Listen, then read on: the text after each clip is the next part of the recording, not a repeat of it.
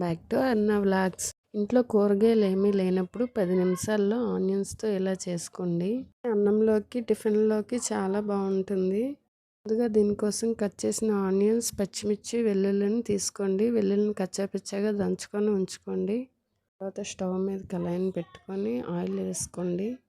ఆవాలు, జీలకర్ర, దంచిన వెల్లుల్లి, పచ్చిమిర్చి, ఆనియన్స్, కొంచెం కరివేపాకు వేసుకోండి. వేసుకుని ఆనియన్స్ బాగా వేగేంత వరకు కలుపుకోండి. ఇలా వేయించుకున్నాక కొంచెం సాల్ట్ వేసుకోండి. సాల్ట్ వేసి కలుపుకున్నాక కొంచెం పసుపు, సరిపడా కారం వేసుకొని బాగా కలుపుకోవాలి. ఇందులోనే మనం రోస్ట్ చేసిన పల్లి పొడిని వేసుకోవాలి. వేసుకొని బాగా కలుపుకోవాలి. కలుపుకున్నాక దానిలో వాటర్ వేసుకోవాలి. పెట్టి 5 మినిట్స్ తర్వాత చూసారా, వేడి వేడి కర్రీ రెడీ. ఇందులోనే గుప్పుడు కొత్తిమీర వేసి బాగా కలుపుకోవాలి.